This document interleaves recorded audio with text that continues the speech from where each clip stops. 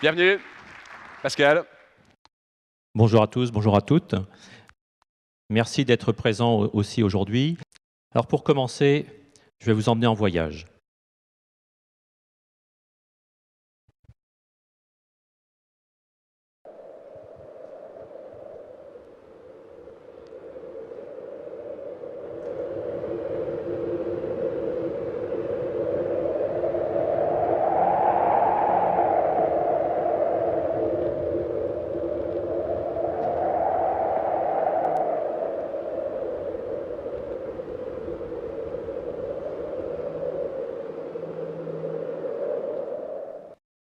Alors vous allez me dire qu'est-ce que c'est que cette carte et quel est le rapport avec l'IoT? Il y a plusieurs rapports. Le premier, vous voyez, c'est que quand j'ai fait une expédition au pôle Nord en 2015, j'ai emmené un de nos objets connectés pour le tester dans le grand froid de la société Ercogénère que je possède. Et les traces que vous avez vues là ont été enregistrées par un IoT que j'avais emmené avec moi.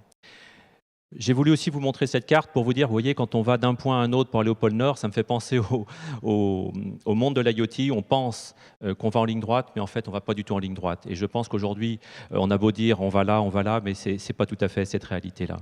Alors, on va en parler. On va en parler du voyage au Grand Nord et vous allez également nous donner votre vision sur l'IoT. On en parlait avant. Vous avez donné un adjectif. Vous avez dit l'IoT, c'est le Far West. Ça veut dire quoi? Ça veut dire que c'est l'inverse de ça. Ça veut dire, vous voyez, l'IoT, c'est beaucoup de bruit, alors que quand vous êtes au pôle Nord, sur la glace, vous n'avez pas du tout de bruit. Alors, j'aime bien, moi, les visions décalées. Si j'ai un apport à vous faire aujourd'hui, c'est pour essayer de vous donner une vision décalée. Parce qu'il y a un consensus sur l'IoT, tout est beau, tout est rose. Et quand on regarde les chiffres, d'ailleurs, vous voyez, même 7100 milliards de dollars, et quand on voit ça, on parle même en 2020. Je me demande s'ils ne sont pas trompés, si ce n'est pas dès l'année prochaine qu'il va y avoir ces chiffres-là. Donc aujourd'hui, on est abreuvé de chiffres comme ça en disant l'IoT, le monde est merveilleux. Donc, la conséquence de ça, c'est que tout le monde va aller vers l'Eldorado, vous voyez. Donc vous avez des startups qui se montent, j'en connais une sur la région qui a été valorisée 280 millions d'euros. Donc vu ce qu'on sait faire, j'attends l'échec à la sortie, parce que je pense qu'il y a beaucoup de choses. Il y a beaucoup d'argent qui sont en jeu, hein. Samsung a investi 5 milliards de dollars récemment. Et ça a des conséquences, si vous voulez, le Far West, c'est qu'il y a de multiplicité d'acteurs. Les électroniciens veulent y aller. Les informaticiens disent moi je sais faire l'IoT, j'y vais par les big data. Vous avez les mécaniciens qui disent moi aussi je sais faire des capteurs, je vais mettre de l'IoT dedans. Les fabricants de machines. Vous avez comme acteurs les télécoms qui sont dedans. Vous avez également les institutionnels. Quelle est la mairie, la région, le département qui ne veut pas avoir ces startups et montrer qu'ils sont dans le monde du futur de l'IoT? Je vous parle des financiers, évidemment, Charlie, ça c'est évident. Donc vous avez tout un écosystème d'acteurs qui se précipitent, comme à l'époque du Far West, c'est la ruée vers l'or, et donc du coup il y a des règles du jeu il n'y en a peut-être qu'une, c'est qu'il n'y a pas de règles du jeu. Et puis vous avez une explosion technologique, 2G, 3G, 4G, 5G. Je me souviens, il y a encore quelques temps, le 2G va être tué. On a créé des produits 3G parce que le 2G va disparaître. Puis finalement, la veille que ça disparaisse, on l'a maintenu. Puis finalement, le 3G va certainement disparaître et le 2G va continuer d'exister. Vous avez des LP WAN, Sigfox, LoRa qui sont arrivés. Vous avez le LTE-M qui arrive. Vous avez le Big Data, le Deep Learning, l'intelligence artificielle, et j'en passe. Je ne parle pas du GPS, effectivement, que ce soit GLONASS, Galileo, etc. Donc vous avez une explosion technologique. Et tout ça conduit à quoi? Conduit aussi, dans ce monde qui n'est pas encore arrivé, ce que j'ai appelé moi les fake news, c'est-à-dire qu'en fait, vous n'avez que des effets d'annonce. C'est extraordinaire, quand vous allez sur Internet, tout le monde sait tout faire. Et des gens qui n'existaient pas il y a 2 ans, quand vous regardez leur site Internet, savent faire les choses, mais d'une façon merveilleuse. Vous avez aussi des gens qui disent « Regardez mon produit comme il est beau », alors qu'en fait, ce produit n'existait pas. Tout à l'heure, j'entends parler de démonstrateurs, ce qu'on appelle à l'époque les proof of concept. Et vous avez surtout des proof of concept. Moi, j'ai vu des choses 10 mois plus tard qui étaient toujours des proof of concept, qui n'étaient pas du tout industrialisées. Il y a même des gens qui vont jusqu'à créer des filiales et qui portent des phonés pour faire croire que c'est ouvert au grand public. Donc voilà ce que c'est aujourd'hui le Far West tel que moi je le vois. Alors, comment est-ce qu'on fait pour que ce Far West ça devienne vertueux? Quelle est la recette? Alors, moi, je n'ai pas de recette, mais si vous voulez, ce qui est sûr, c'est que, vous voyez, j'ai mis ces 2 images-là. Luc Ferry disait... Le problème de l'humanité aujourd'hui, en tout cas occidentale, c'est qu'il a créé, avec les technologies, un monstre qui est proche de Frankenstein. Et vous savez, le syndrome de Frankenstein, c'est qu'il se retournait contre son créateur. Donc la grande question qu'on a avec l'IoT, c'est est-ce que ça va se retourner contre nous ou au contraire, est-ce qu'on va avoir des villes, des objets, des voitures, des machines qui vont coopérer avec nous? Ça c'est un enjeu fort. Alors, moi, je ne vais pas philosopher aujourd'hui, parce que justement, vous avez compris que je voulais être plutôt dans le monde concret. La question, si vous voulez, pour moi, c'est ça. C'est comment on fait pour réussir aujourd'hui des projets IoT. Parce que derrière l'ensemble, je dirais, de la vague ou du marketing, comment on fait pour pouvoir réussir? Donc les clés de la réussite, pour moi, d'abord, il faut être en mode projet. Alors ça, tout le monde sait le faire. Et ce sont des modes projets compliqués, parce que l'IoT, c'est des télécoms, c'est de l'électronique, c'est de la mécanique, c'est de l'informatique. Donc ce ne sont pas des projets simples. Donc il faut être solide en mode projet.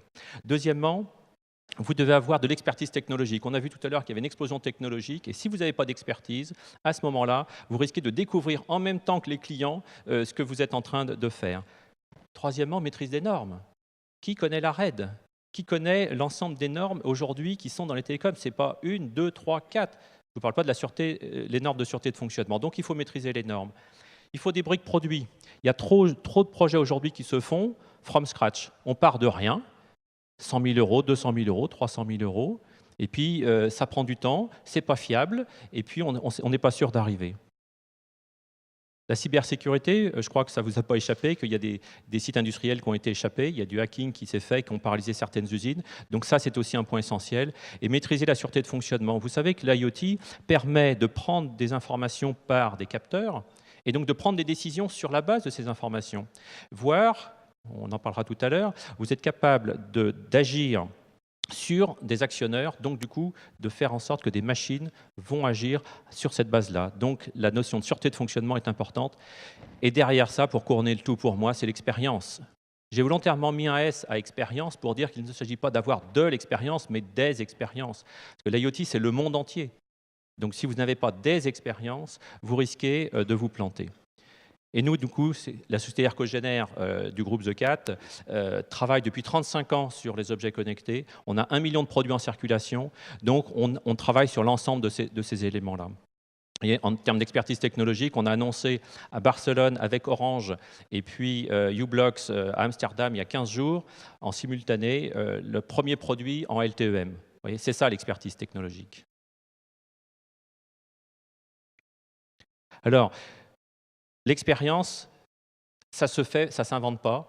35 ans d'expérience, là je vous donne simplement quelques clés d'application qu'on a pu faire. Bien sûr, géolocalisation, utiliser des passages à niveau, la géolocalisation centimétrique. Nous avons travaillé avec un géant américain du tracteur avec les Allemands. La capacité à faire de la supervision d'antennes, de tout l'ensemble d'équipements d'antennes pour les opérateurs. Là, vous avez une photo aussi où on a créé des capteurs il y a quelques années pour Veolia, pour regarder la qualité de l'eau, notamment la bonne répartition du chlore. Il y a eu une ville qui a eu d'ailleurs une surprise, qui s'est aperçue que ce n'était pas bien. Et vous avez aussi, on a développé des produits, vous voyez, pour des Allemands qui font des assistances respiratoires pour le connecter, pour s'assurer que les personnes utilisaient effectivement leur appareil. Pardon. Excusez-moi, il faut que je revienne. Voilà. Et bien sûr, vous avez des briques produits, puisque vous ne pouvez pas faire tout from scratch. Chez Ercogénère, on a à peu près 300 à 400 produits propres.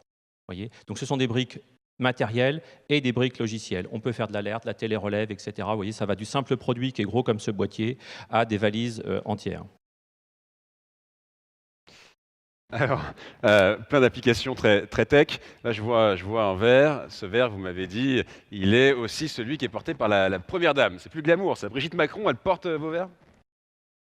C'est vrai, je sais pas. Oui, vous êtes bien renseigné, c'est exact. C'est vrai que dans le groupe The Cat, on fait de la mécatronique, vous l'avez compris. Ouais. C'est-à-dire on fait de la mécanique, de l'électronique, de l'informatique et des télécoms, qui permet justement de faire l'ensemble d'un projet de A à Z, aussi bien en conception qu'en production. Mais effectivement, nous avons une start-up qui s'appelle ADN Optis, avec des verres très haut de gamme, et Brigitte Macron porte nos verres, c'est vrai. Alors, rapidement, on va être dans le concret, le très concret. C'est quoi les clés de réussite de The Cat? Alors, les clés de réussite, si vous voulez, c'est simple. En termes de structure, nous, on est des PME, donc on a la réactivité, on a la souplesse, on a l'état d'esprit, mais on appartient aussi à un groupe que je possède à 100%. Et dans ce groupe, si vous voulez, vous avez la puissance financière. Ça, c'est le premier point. Le deuxième point, vous l'avez compris, c'est aussi l'excellence technologique. Vous voyez, je porte ici la high-tech, la French Tech et la French Fab. C'est à la fois l'excellence technologique et l'excellence industrielle. Et le dernier point, les valeurs. Les valeurs, vous les mettez dans les piliers de succès aussi? Alors c'est vrai que Groupe The Cat, on a tendance à dire que c'est un de nos grands points forts que tout le monde oublie. On parle toujours de techno. Ouais. J'entendais tout à l'heure, moi je parlais du Far West, j'entendais parler de travail collaboratif. Quand vous faites un projet, c'est sur quelles valeurs vous êtes porté. Quand vous êtes dans le Far West, vous n'avez pas de règles. Et les valeurs de Groupe The Cat sont extrêmement fortes pour nous. Je vais les citer parce que c'est pour moi quelque chose de fondamental. C'est bien sûr les valeurs, on parle toujours sur l'intérieur, mais c'est surtout avec les autres. Nous sommes un collectif, on parle d'audace, d'engagement, on vise la performance et le dernier point qui est important, l'humilité. Comme disait hier le maire d'Angers, l'humilité qui lui est chère. Et si je fais cette phrase, on en a fait finalement un alexandrin sans le savoir. Nous sommes un collectif d'audacieux engagés qui vise la performance avec humilité. Voilà, c'est notre façon d'être et notre façon de faire des affaires avec nos clients. Merci beaucoup. Un dernier mot, parce que là, on voit le pôle Nord, on voit le drapeau du groupe The Cat flotter sur cette banquise. Un mot, pourquoi est-ce que vous êtes allé là-bas? Qu'est-ce que vous en avez appris? Qu'est-ce que vous voulez partager avec nous aujourd'hui sur cette expérience? J'en ai appris l'humilité. J'en ai appris qu'avec le... Donc vous êtes allé, concrètement, pour qu'on comprenne bien, vous êtes allé marcher au pôle Nord, c'est ça, pour tester vos produits? Alors, oui, on a testé du carbone, on a testé l'objet connecté là-bas, donc j'y suis allé pour ça. J'y suis allé pour pouvoir planter le drapeau avec le nom de l'ensemble de mes collaborateurs pour donner une culture d'entreprise. Donc tous vos collaborateurs, ils ont signé ce drapeau qu'on voit ici, il y a une signature. C'est ça, exactement. Moi, mon plus grand stress, c'était que je ne puisse pas arriver au pôle Nord, et que je ne puisse pas faire flotter le drapeau. Merci. Vous avez d'autres projets comme ça un peu fous?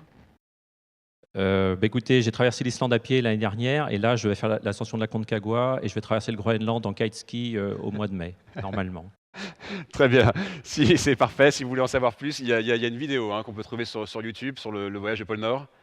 Oui, on a fait un petit film, vous pouvez trouver sur YouTube, vous mettez Pascal de Noël et c'est un film qui, d'après ce que j'entends, qui est assez inspirant et qui vous renvoie à vous-même. C'est un film qui va vous parler sur le dépassement de soi. Voilà. Et si vous pouvez le regarder, j'ai créé un aphorisme à la fin qui permet de vous interroger sur votre propre vie. Voilà. Je vous encourage à aller le regarder, non pas sur le plan business, mais sur le plan personnel. Merci beaucoup, Pascal de Noël, qu'on peut applaudir. Le dépassement de soi, c'est aussi ça, le Smart World. Merci beaucoup.